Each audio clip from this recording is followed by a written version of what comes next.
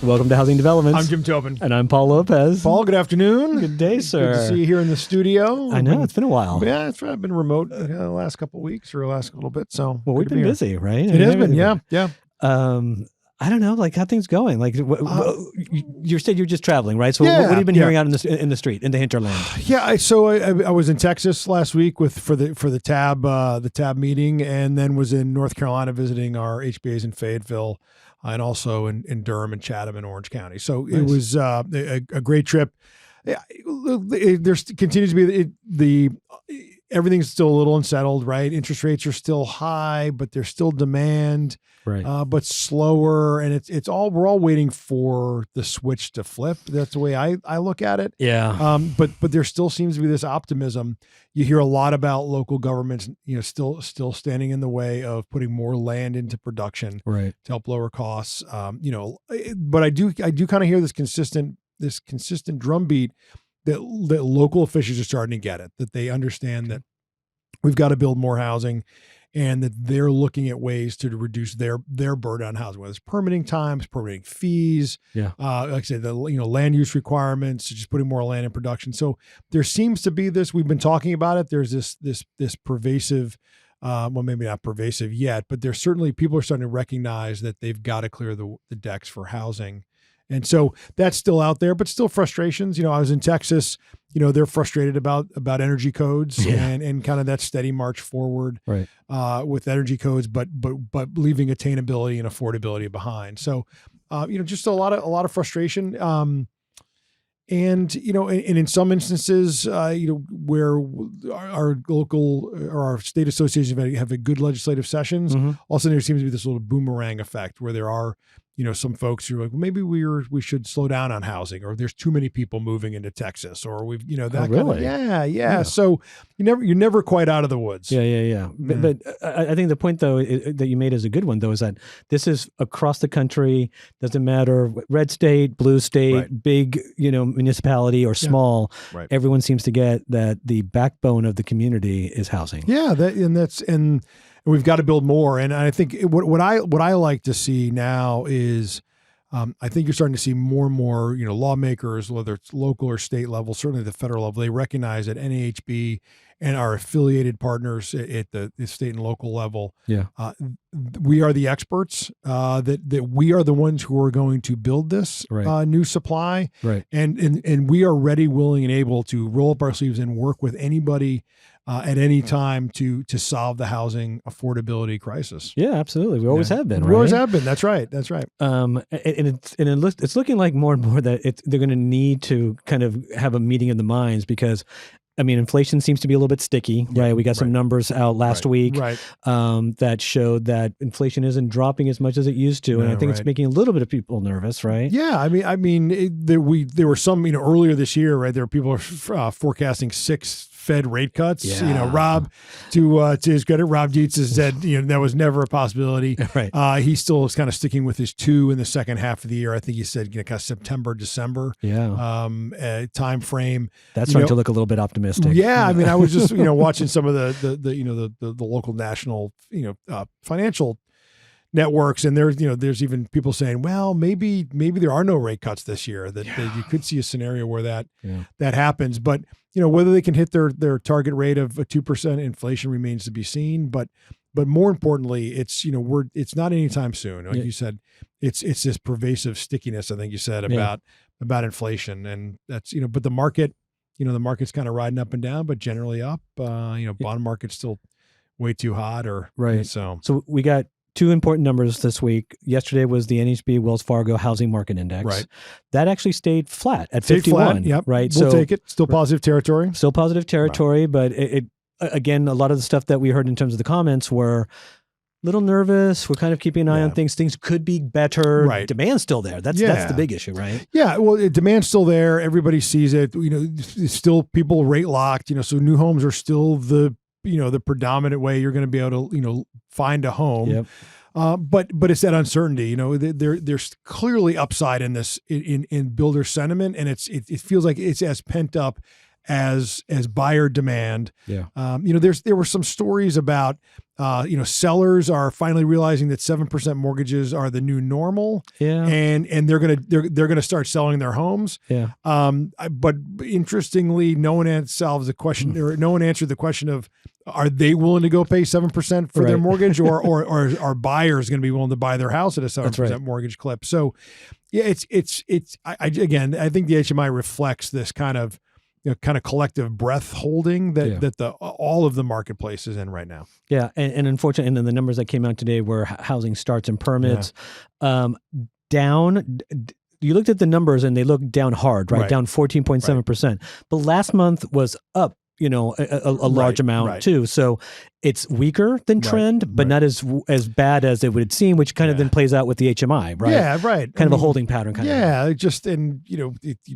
It's just hard to peg. And we know starts and permits are always, they seem to be more volatile than HMI. Seems to have kind of a nice arc to it. But so not surprising to see the permits and starts come in lower. So how is this affecting now? I mean, we spoke with Lake Colson last week about LegCon and what Congress needs to do. I mean, this more than anything is trying to show that they need to get their act together and start moving on this, because it's not just going to be the Fed that's going to bail them out, right?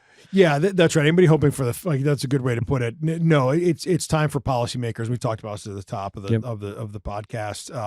Policymakers at all levels have got to decide that they want to be part of the solution. Right. The Fed's only going to handle monetary policy, and we really need government to fix fiscal policy. And that's whether it's incentives, whether it's lowering fees, whether it's speeding up permitting times, whatever it is that can get homes and apartments built faster. That is what ultimately will help our and for less government red tape, right? Trying to lower that 23% regulatory burden on single family, 43%. We all know the numbers.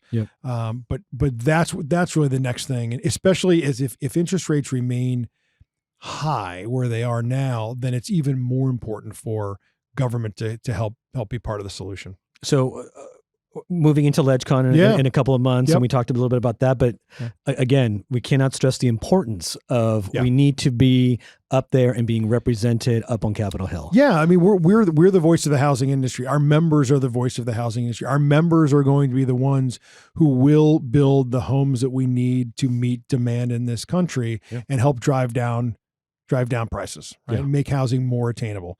And so if you believe that is part of your, I personally believe that part of a member of the National Association's job is to be an advocate for their own industry and for affordability. It's part of our mission, right? Affordable housing opportunities for all and professional excellence, right? Nothing helps bring those two twin missions of NAHB together than coming to Capitol Hill and talking directly to your lawmakers about the power of the industry, and that we are the solution, not part of the solution.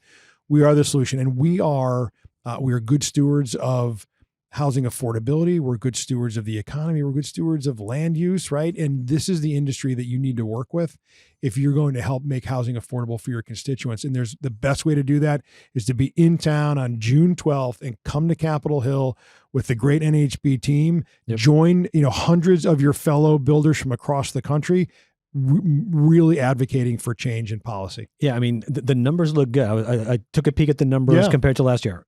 They look great, but you can never have enough builders up there, right? No, that's right. And it's a great time to be in DC, right? Springtime in DC. The weather's always great. Bring your family. I mean, I love it when parents bring their kids.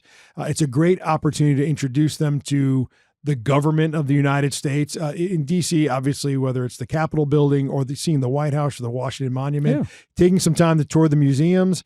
It's actually a pretty cool family vacation to spend, hopefully the kids are out of school at that point, but to spend the weekend and certainly part of that week here and do your civic duty and be an advocate for your industry. Yeah. And just a plug here, because I think most people wouldn't think of it.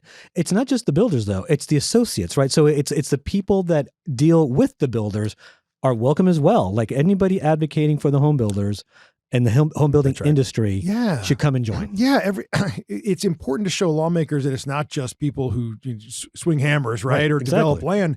That it's we are 16% of the U.S. GDP, and that's not just the building function. It's our lumber yards and our lumber dealers. It's our bankers. It's our suppliers. Everybody should grab an oar and row in the right direction, because if housing does well, then all of the industries that make housing affordable, they do well too. And that's a really powerful message to bring to Capitol Hill. All right, June, we want everybody there, right? Everybody there. We're talking to you all. That's right. So let's stay on the issue of the Hill. First of all, are you still optimistic that that things will move this year, given the fact that we're starting to hear some rumblings, a little bit of the shenanigans of pulling out the speaker, maybe? Give me your ideas there. Yeah, it passes prologue, right? So, Speaker Mike Johnson is doing the best he can with a 2-seat majority, and there are, of course, members of his conference that don't think he's doing a good enough job or doing a job, whatever they think, and they're willing to try to call for a vote to oust him yet again. Right. I think it speaks to the tenuous majority that Kevin McCarthy had just a year ago. Yeah. We're running out of effective legislating days. The election is hurtling faster and faster towards us. We really kind of get into June. I mean, I really think when we're here for the legislative conference, that's kind of the last gasp. Usually July 4th is kind of the last effective date, right? They'll come back for July, kind of set themselves up. It's election year, though. It's an election year, and we've got to fund the government again. Didn't we just do this 2 weeks ago?